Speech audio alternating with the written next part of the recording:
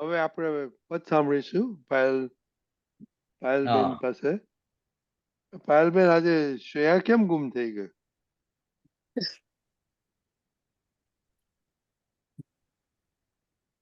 આજે ગુમ થઈ ગઈ.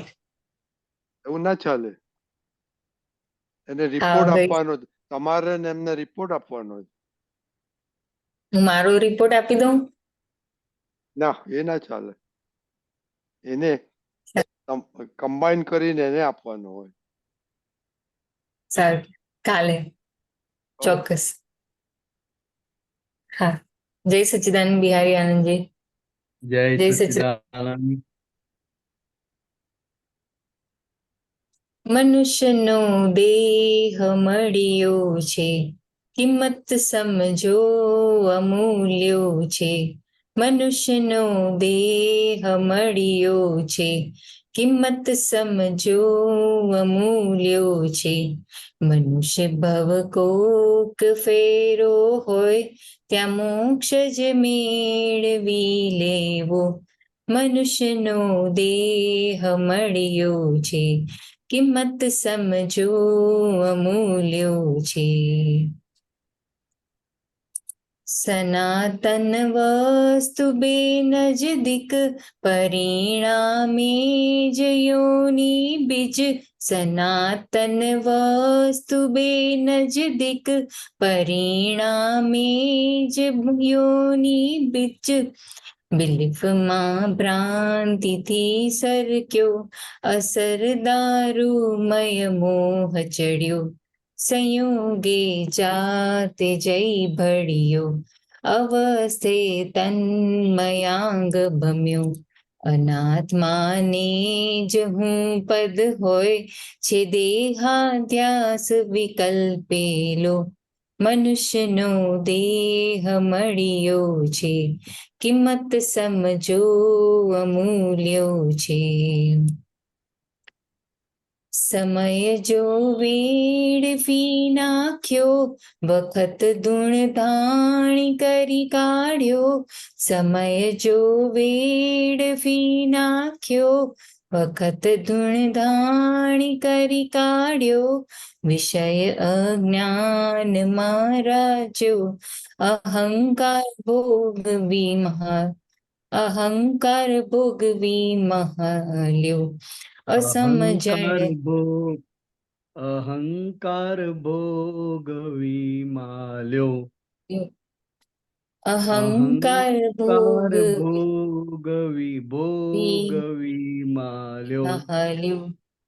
અસમજણથી જો રખડ્યો છે, ત્રિપાધે જો ભટક્યો છે.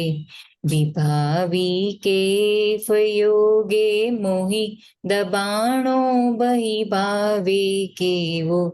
મનુષ્યનો દેહ મળ્યો છે, કિંમત સમજો અમૂલ્યો છે.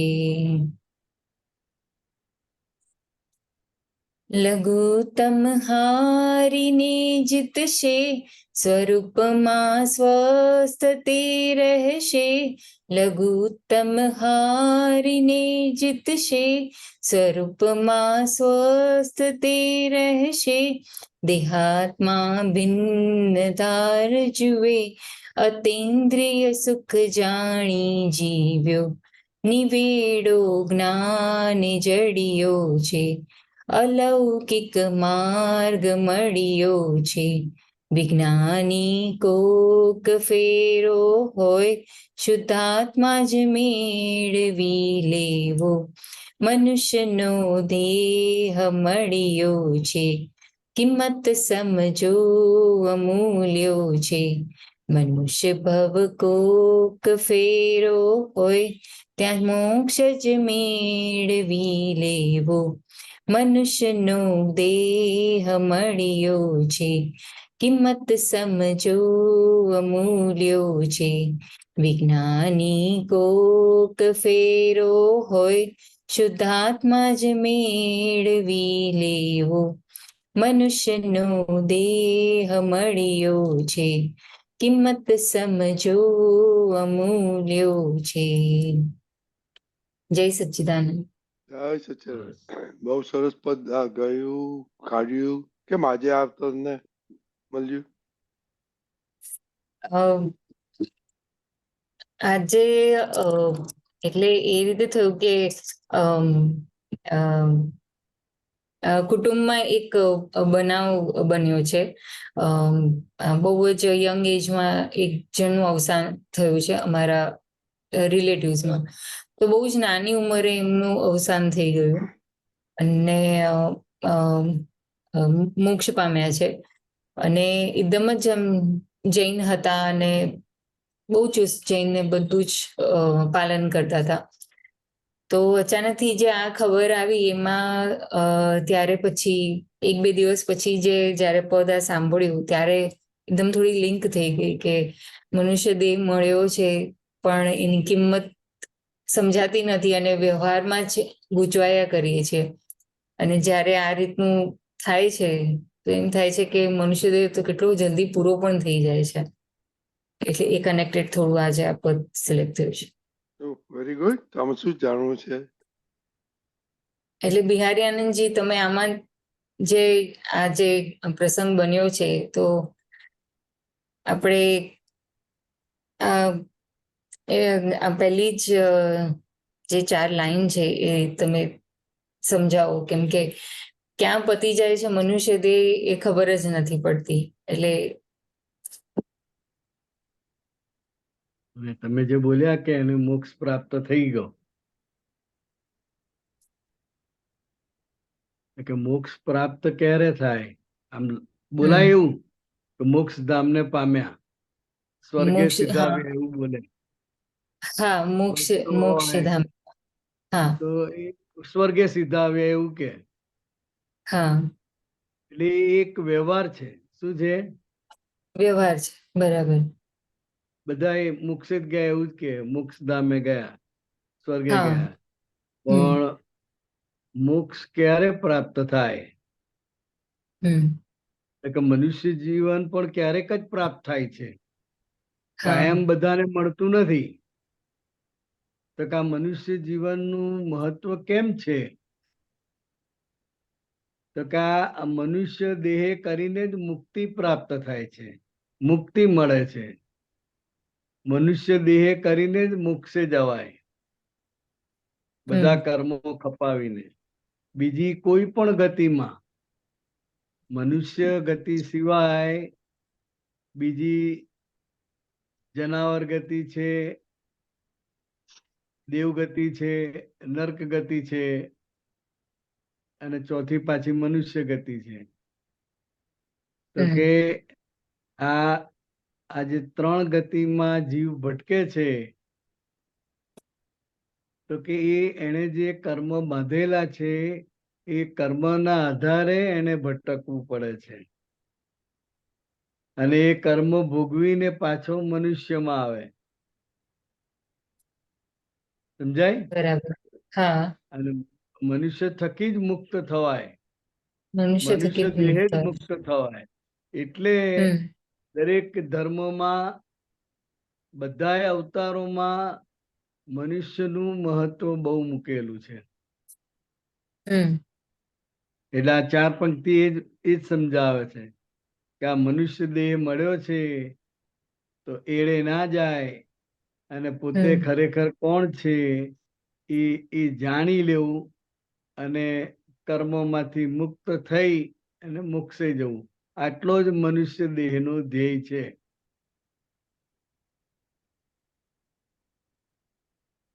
સમજાય? હા, હવે થોડુંક હજી સનાતન બિહારીયાનજી. શું? ના, હજી થોડુંક ડિટેલમાં સમજાવો. મારે શું વસ્તુ નહીં સમજાતી? ના, સમજાય છે પણ એમાં એવું થાય છે કે વ્યવહારમાં જ એટલા બધા ગૂંચવાયા કરીએ છીએ કે પછી આગળ બધું ઓલું કહીએ છીએ ને, બધી ગડબડ જ થઈ જાય છે. એટલે વ્યવહાર કોઈ પણ નડતો નથી. અને વ્યવહાર તો દરેકને રહેવાનો જ.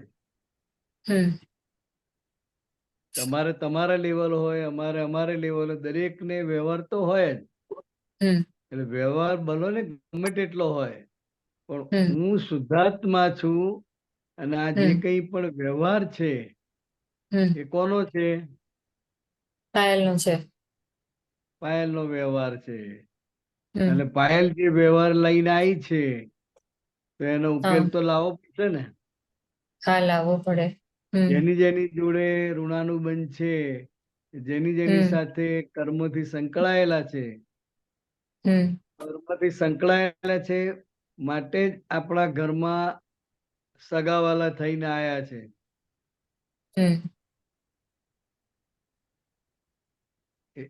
એ તો સગાવાલા થઈને આયા જ છે ને બધાએ. હા, સગાવાલા, હા, સંકળાયેલા છે એટલે.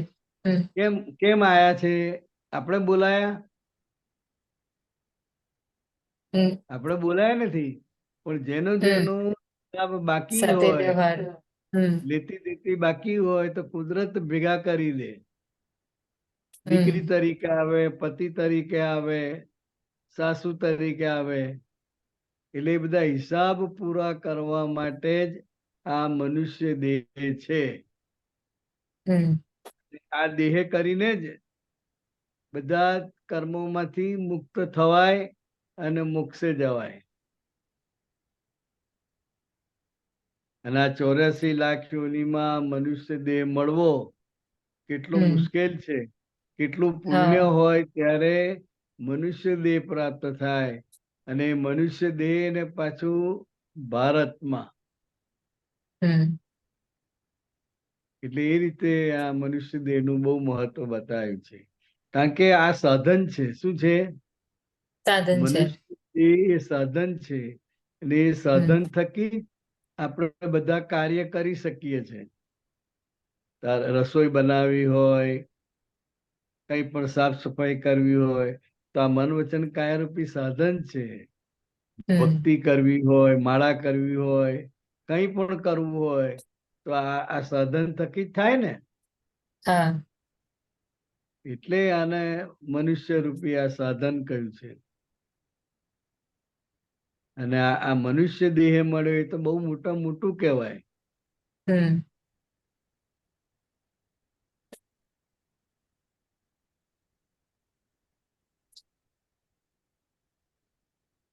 એટલે આજે એના પછીની જે પંક્તિ છે ને, સનાતન વસ્તુ બે નજદીક પરિણામે યોની બીજ. એટલે આ કર્મ ક્યારે બંધાય? તો કે આત્મા અને શરીર એ બે વસ્તુ નજીક છે. જુદી છે છતાં એ નજીક છે. એટલે એ નજીકના લઈને ભ્રાંતિ ઉત્પન્ન થાય છે કે હું કરું છું, મેં કર્યું. એટલે ત્યાં આગળ નવું કર્મનું બીજ પડે છે. અને પાછું બિલીફમાં ભ્રાંતિથી સરક્યો. એટલે જે બિલીફ છે એની કે હું પાયલ છું, કે હું બિહારી છું, તો કે એ બિલીફમાં જે નામ ઓળખવા માટે આપેલું છે તે એ નામ જ પોતે થઈ ગયો. એટલે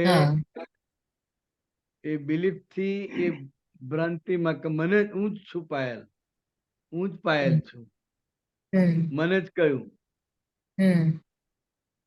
એટલે એ ભ્રાંતિ ઊભી થઈ જ જાય. અને ભ્રાંતિ ઊભી થાય અને પાછો હું તો છે જ, હું અને મારું બંને છે. એટલે એ દારૂમય મોહ ચડે એનો. હું છું, હું સા છું, હું ક્ષત્રિય છું, હું આ છું. એટલે એનો જબરજસ્ત મોહ ચડે.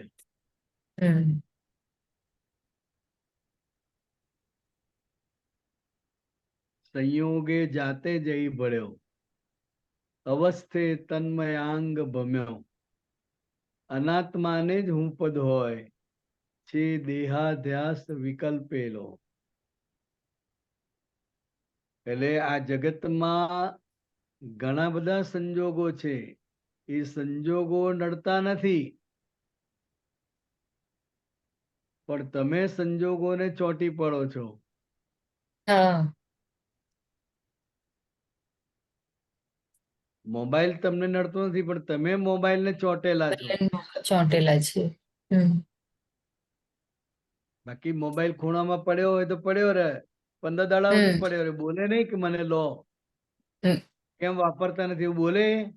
ના આટલો મોંઘો લાયા અને વાપરતા નથી, મને કશું ઉપયોગમાં લેતા નથી, બોલે એવું? ના પણ આપણે એને ચોંટ્યા છે. હા એટલે જેટલા આપણે એને ચોંટેલા છે એટલો એ આપણને નચાવે છે અને એ આપણો ટાઈમ ખાઈ જાય છે. મોબાઈલ નકામો નથી, કારણ કે એમાં A to Z છે, બધું જ છે. તમારે જે માહિતી જોઈતી હોય, જે જોઈતું હોય, બધું એની અંદર છે. પણ તમે શું જોશો? તો કે તમને જે ગમે છે, તમારે જે જોવું છે એ જ જોશો ને. હા બધાની વચ્ચે હોય ત્યારે જુદું જોવાય, એકલા બેઠા હોય ત્યારે જુદું જોવાય. એટલે એ આપણી જે કંઈ પણ વૃત્તિઓ છે, એ બધી જ વૃત્તિઓ મોબાઈલના નિમિત્તે બહાર આવે છે. એટલે મોબાઈલને લીધે આપણી આખી પ્રકૃતિ ઓળખાય છે. આપણી પ્રકૃતિમાં શું શું પડેલું છે, કઈ કઈ વીકનેસ પડેલી છે, એ મોબાઈલના નિમિત્તે ઓળખાય છે, બહાર આવે છે. એટલે એ તો બહુ ઉપકારી છે, પણ આપણે એને ચોંટ્યા છે. એ આપણને ચોંટ્યો નથી. બધા સંજોગને આપણે જ ચોંટ્યા છે. મોલમાં ગયા અને કપડા જોયા, ઘરેણા જોયા, બધું જોયું, તો કપડા આપણને બોલાવે છે, કપડા આપણને ચોંટી જાય છે. આપણને આ કેટલું સરસ છે, કેટલો ફાઇન ડિઝાઇન છે, કેટલો ફાઇન કલર છે, તો આપણે એને જઈને વળગીએ છે. એ આપણને વળગે છે ના. એટલે દરેક સંજોગોમાં પોતે એને ઇન્ટરેસ્ટ છે, એટલે એ જઈને ચોંટે છે, વળગે છે. સંજોગ કોઈ પણ નડતો નથી. આ જેટલા પણ ભગવાન થઈ ગયા બધાય, એમને પણ જાત જાતના બધા સંજોગો હતા. સંજોગ વગર કોઈ હતું? ના. આ તીર્થંકર ભગવાન થઈ ગયા, એમને પણ સંજોગો હતા કે નહીં હતા? હતા. હા, તો આપણે સંજોગ છે, પણ સંજોગ એ આપણે નથી. આપણે શુદ્ધાત્મા છે. અને આ પાયલ રૂપી જે મોટામાં મોટો સંજોગ છે, જે સાથે ને સાથે જ છે,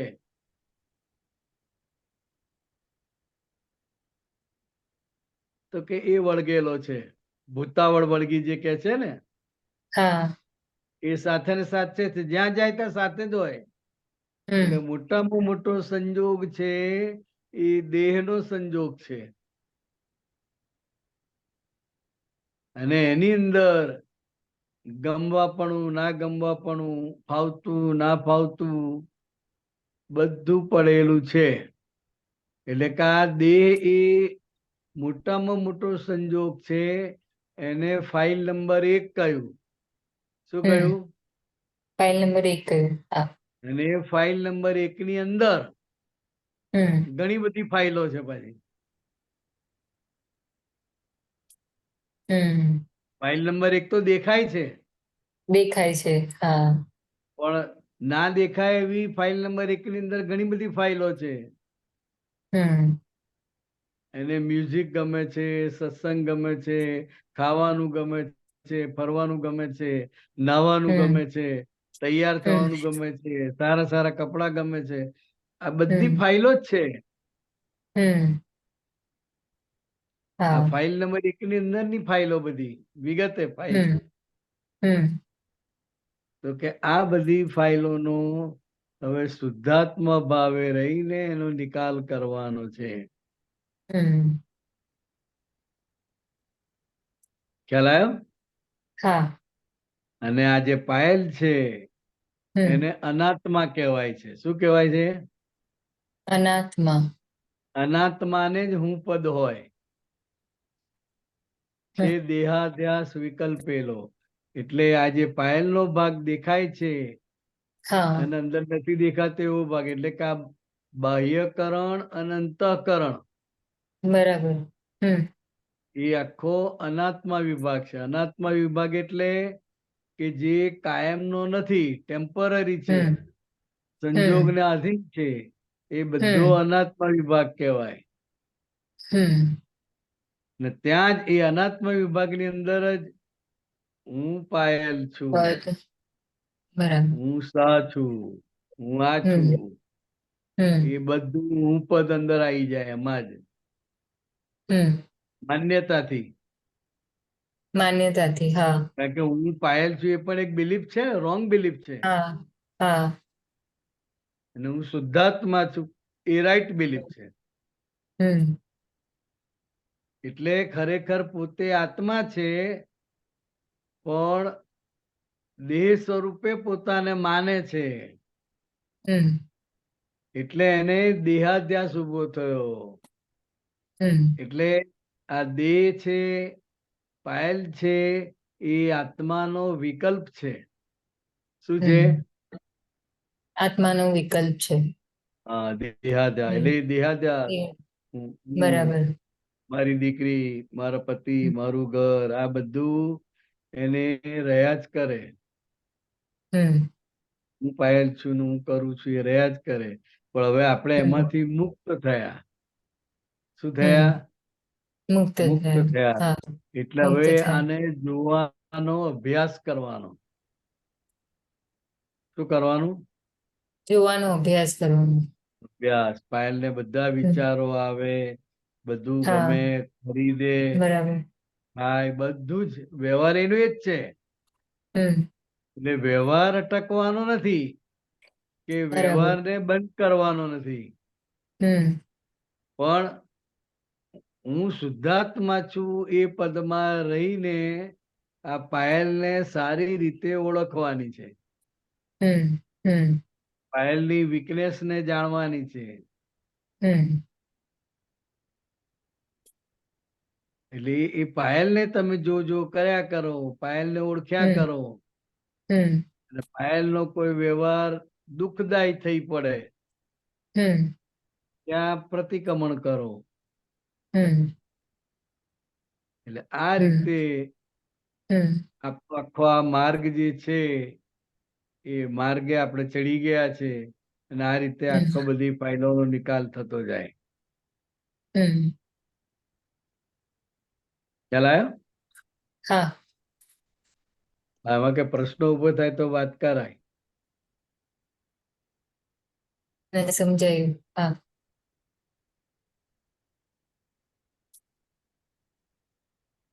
બરાબર? બીજું છે પાલબેન? હા. હા. જય સચ્ચિદાનંદ. જય સચ્ચિદાનંદ. જય સચ્ચિદાનંદ.